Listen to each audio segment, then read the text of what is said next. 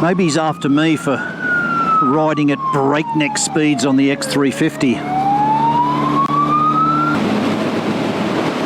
Oh yeah. Give me that 500, baby. There it is.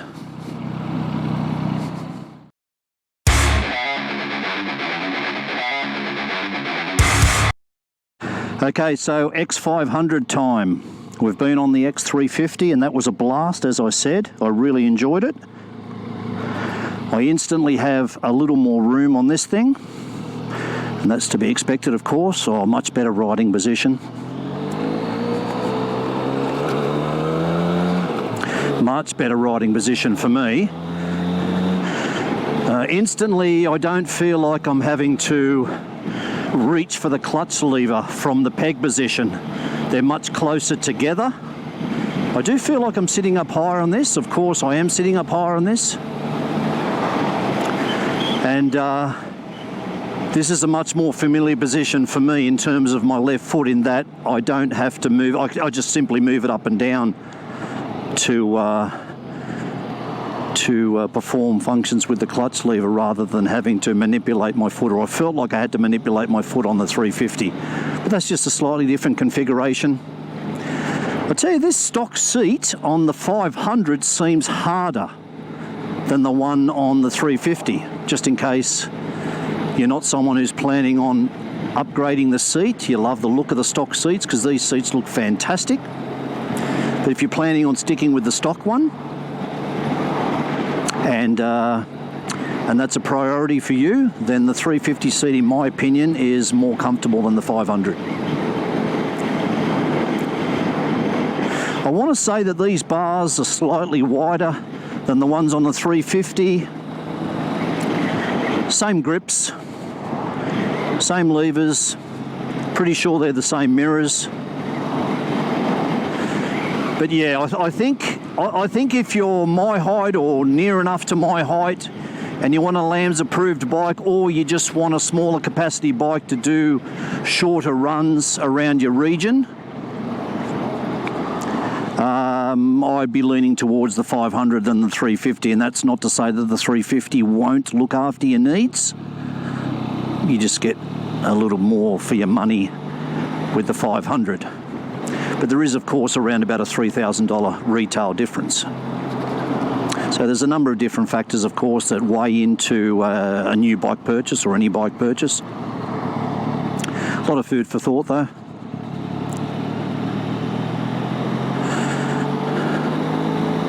So as Sandro said earlier on in the video, these bikes both have the inverted forks. Just help with the dampening, a lot less load, a lot less weight on that front end. And as he jokingly but seriously said, $11,500 X500 and a Street Glide Special, which is above $45,000 retail for the anniversary model, and I don't have inverted forks.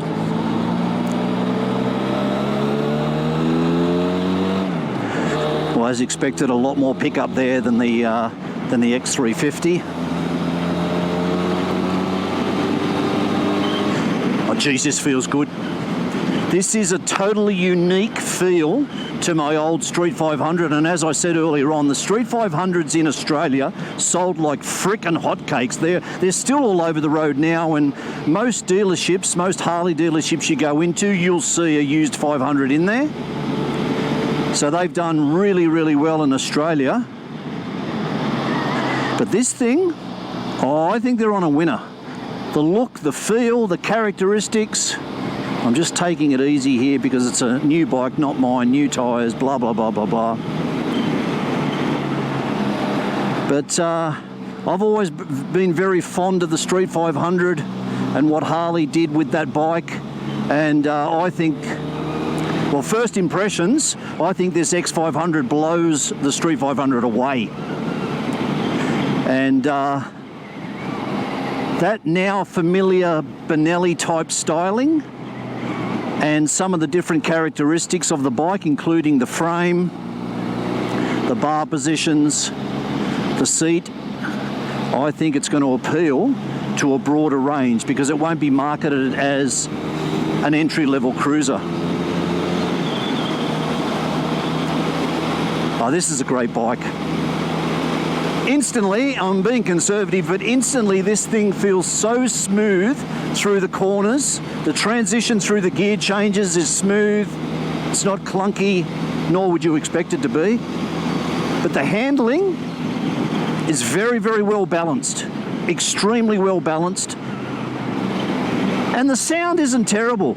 The stock sound isn't terrible. Now, just before I jumped on this X500, Sandra was telling me that's a lot of wind that I can hear coming through my helmet that I don't normally hear, so hopefully it's not coming through in the audio. But Sandra was telling me just before I jumped on the bike that there is an exhaust system coming for this bike. I don't know whether that's a stock Harley thing or whether it's like a little shop build type experiment. So a different exhaust would be fascinating. Normally I'd go past that truck, but I need to go left at the top of this hill. So we're just stuck in here behind Freddie Forrester. Sorry mate, tailgating a little bit there. Hate tailgaters. So back off, Brooks. You know, a statement I'd like to make, which is going to sum up exactly how I feel and hopefully will entice people to check these bikes out if you're in the market for this type of bike, and that is, and this goes for the 350 and the 500, I'm having a lot of fun on these things. A lot of fun. And yeah, I'm a Harley fanboy, unabashed Harley fanboy, but I'm genuinely enjoying it. Oh, out of the way, Subaru, can't you see the X500's got to stretch its legs? Come on, man.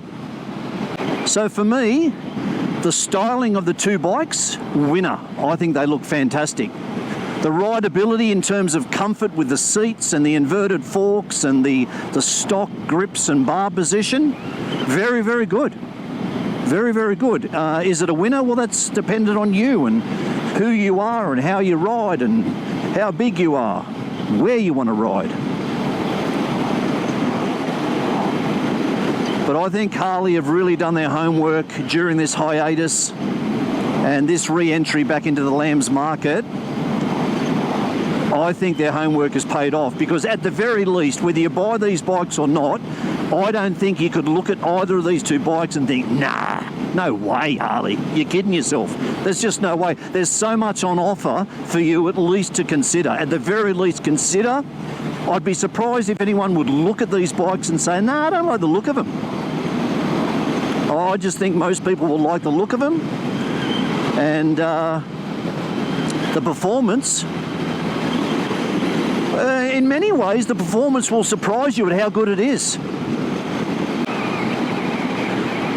Just a beautiful, effortless sweep through that corner. I know I'm not doing a high speed and I know it's a much lighter bike, but I do need to note that it feels fantastic through there.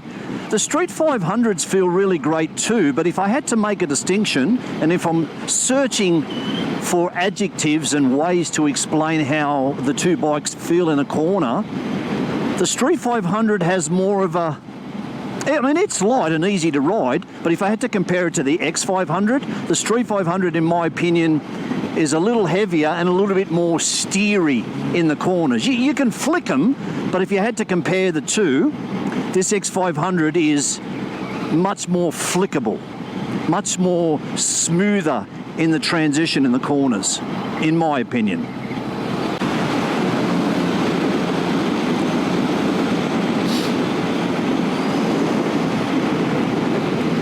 Cinematic background music, please, sir.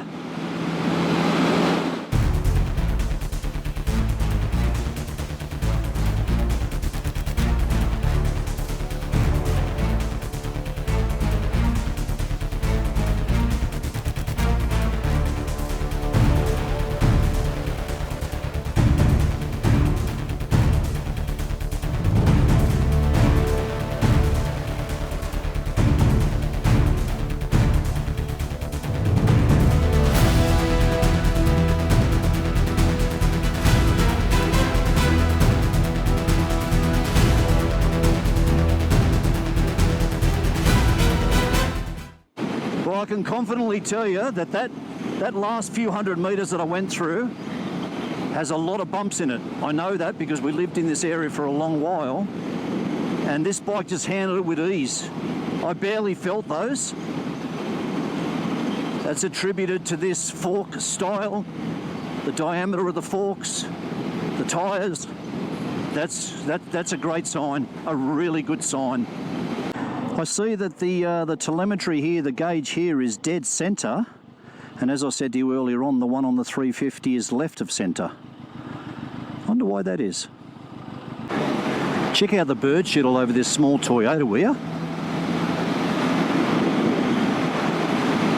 Take it through a car wash, you lazy bastard.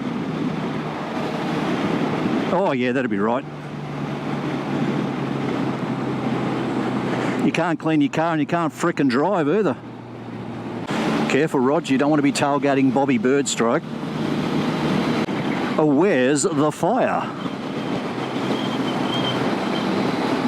Have a look at it. Oh, it's a woman.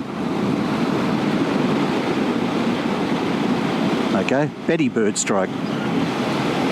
Well, as we near the end of the test ride on the X500, I've got to say again, I've had a lot of fun. In case I forget, thank you so much to the great people at Central Coast Harley-Davidson. Fantastic hospitality and service as always.